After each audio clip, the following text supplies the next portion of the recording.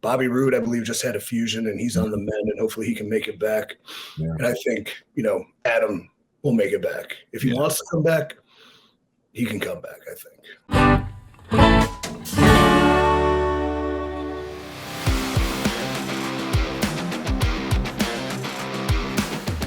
What's going on, everybody? Dr. Chris Featherstone here for yet another episode of the Wrestling Outlaws. I'm here with two former world heavyweight champions. We got current national heavyweight champion. Yeah, we'll get there. We'll get there because he's not done yet. He's not done. We got former WCW world heavyweight champion on the outside square, Vince Russo, and we've got the center square. Or as I used to love hearing this back in the Chicago Bulls announcing days in the 90s. And the center used to be the man in the middle. Yeah. Used to be Bill Cartwright. Bill Cartwright, Yes. Bill Cartwright. Yes, indeed. 6'6". Bill Cartwright. Yeah, we were just talking about Air, the movie Air, and then the Chicago Bulls and Michael Jordan. Yep. Dope flick. Check it out. Great. You can get out of your stupid wrestling bubble and watch something with some context. Check it out. Yes, indeed. He's got the center square. He's the man in the middle. Indeed. Bill Cartwright. I think I said 6'6". He was over 7 foot. He was like 7'1" or something like that. Yeah. And I think that EC3 now needs to be recognized as the current NWA National Heavyweight Champion, and he was able to survive both nights of the Crockett Cup, by the way. 2 title defenses, totaling over 30 minutes of intense combat against 2 high caliber athletes, the Thrillbilly Silas with his lovely bride, Pollo Del Mar, and the always dangerous Thomas Latimer, who I've had a blood feud with without the blood. And yes, indeed. Dude, I really enjoyed my work. I'll tell you that much. I really enjoyed the Crockett Cup. I thought NWA delivered, especially on the second night. I think it's good to see Murdoch and Knox take the big Crockett Cup. If I would have won the Crockett Cup, I would have taken a leak in it, but they're pretty proud of themselves and they deserve it. They're good guys. Murdoch. That's their name for me, man. Murdoch. Man, I don't think people know how good of men those 2 guys are. So I'm buddies with Mike Knox, and Knox is he's a really cool dude, man. He's just a jovial fella. He is very jovial. Smile ear to ear, Indeed. Hella talented big man. Indeed. All right, let's shoot from the hip, ladies and gentlemen. Braun Strowman underwent neck fusion surgery recently and was released from the hospital. He actually made a video about it as well. Some graphic images from the screen of his surgery. And EC3, do you think he will return anytime soon? Do you have any updates? I know that he's a former CYN extraordinaire. Do you have anything for us, man?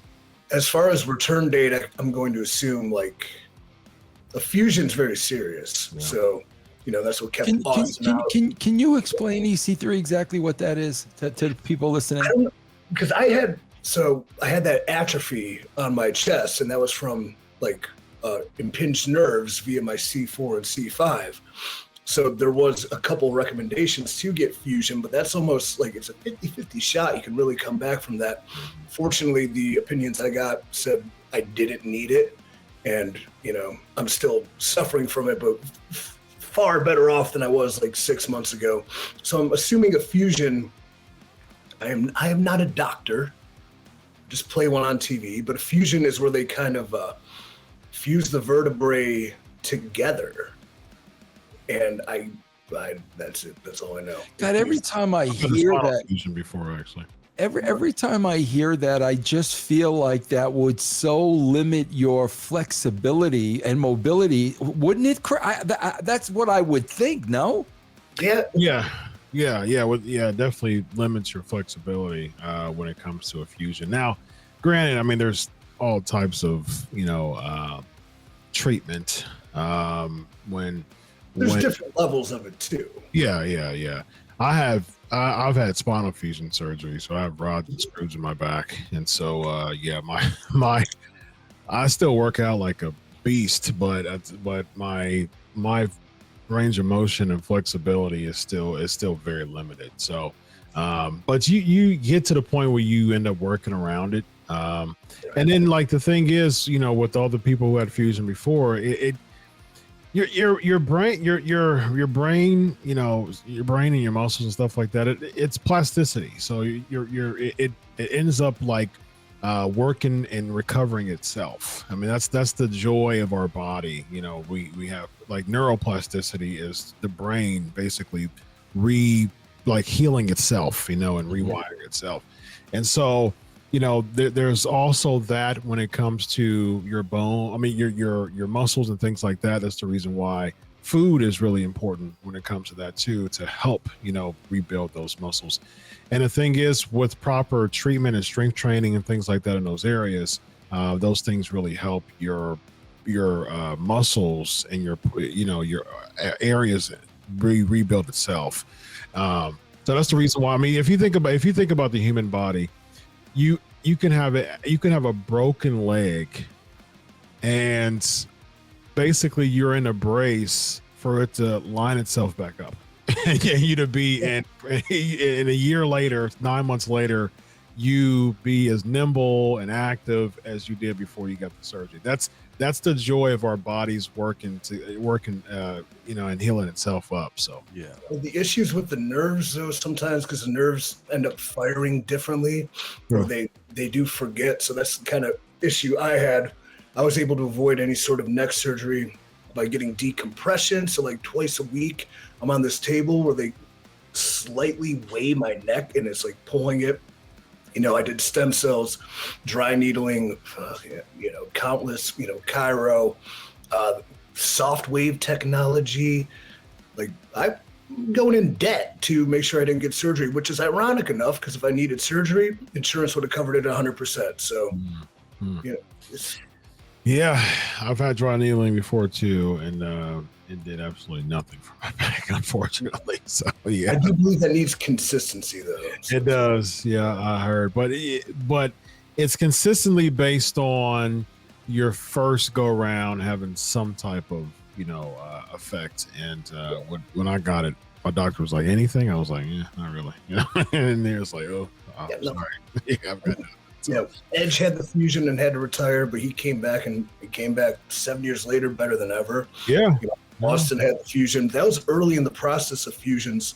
So I think that's what kind of hampered him and why he had to end his career early, because it wasn't as advanced as it is. Bobby Roode, I believe, just had a fusion and he's on the mend, and hopefully he can make it back. Yeah. And I think, Adam will make it back. If he wants to come back, he can come back, I think. So if he doesn't come back, what do you think would fit Adam Shearer? I mean, I think he has a knack for entertainment. I think he would be, why couldn't he be a, bad guy in films or a good guy, playing that role, getting groomed for it. I think his only issue is that in Hollywood, like me being 6'1", I'm almost too big. So him being, 6'8", is he way too big? But, finding that niche in that, I think he'd be very happy. Yeah. In Wisconsin, shooting guns. I think some sort of travel show would behoove him. I know he bought a Sprinter van to sleep in, so to take across the country. Okay. He's not shy in front of a camera, I'll say that much. So I definitely think if he works hard and he pushes, not himself, but like understanding that beyond being Braun in the WWE, that a whole new world is out there that doesn't know that if he can push his brand himself as Adam and work hard to get it out there and be persistent, he should have no trouble finding work as a high-level entertainer. Indeed. Vince Russo, your thoughts on his return to the WWE overall. Oh God, this is the last time. Yeah, this is his latest return. You know, bro, I gotta be honest with you. Like, the way I look at it, there are like two types of people. Okay, I think the first type of people is, you know, bro, even if creative sucks, and even if they're not doing anything with me, and even if I know I could do so much more, but I am collecting X amount of dollars, and this is the easiest money I'm going to make. You know what I'm saying? But on the other side of it, and EC3 can probably answer this. On the other side of it, bro, if you are a creative person and you are being stifled and you are being handcuffed, I don't care how much money they're paying you. You're going to be unhappy, because I think creative people, that creativity needs to be fed. And all the money in the world is not going to feed it. You got to be able to be creative. I don't know how is Adam a creative guy? EC3, is he like that, or is he? He's a creative guy. I think one thing though would be the ease and comfort of being over. When you come back, and if you come back and be completely different, it runs the risk of failure, as opposed to like come back and do what got me to the dance and the best of, I'm going to get in a good spot and get good reactions. So I think that's kind of, you know, it's not entirely up to him, but pushing to do something else, I think he could have created something to come back to that would real substance. Whether they would have let him or not, I don't know. Yeah. He's knowing Adam. What has been his overall demeanor since coming back this run? Because he was, you know, Universal Champion, you know, his last run, and he was just super over, you know, such a big man going against Brock Lesnar and having big marquee matches, to losing to Ricochet and having him team up with him and having just a attack spot at the WrestleMania, you know, and just really being miscast just grossly.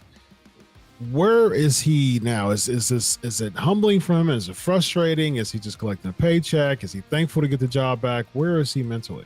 I'd say prior to surgery that he was content, and I think personally found himself happiness that he didn't have earlier. Like, so mentally putting himself into a good position, I think he was happy with who he was, which was pretty important because he's, you know, big into mental health. As far as like from a creative aspect, I mean, he's a driven guy who wants to be on top. There's no doubt about it. He's brash and alpha, and that's a good thing. So maybe not being in the top spot or being plugged in there maybe affected him a little bit, but I think he took it day by day and was grateful that he was, again, doing what he loved to do, which is entertain fans, you know, especially a younger demographic and you know, the children and things like that, and being a positive influence in that sense. But I mean, it would be remiss to say anybody, including him, does not want to be on the top of the card if they really are driven. Was he a Vince guy or a Triple H guy? Vince probably, but then, you know, Vince was, you know, in charge when he got released too, though. So yeah, hard to say. Interesting. He didn't have a big NXT run because he got called up so early. Yeah, he was. Yeah, I think he just had like dark matches on NXT. I don't think he had a television NXT run at all. His fifth match in his life was against The Undertaker and Kane. Yeah. Like, you know, so think about the gravitas of something like that. Sure. Yeah.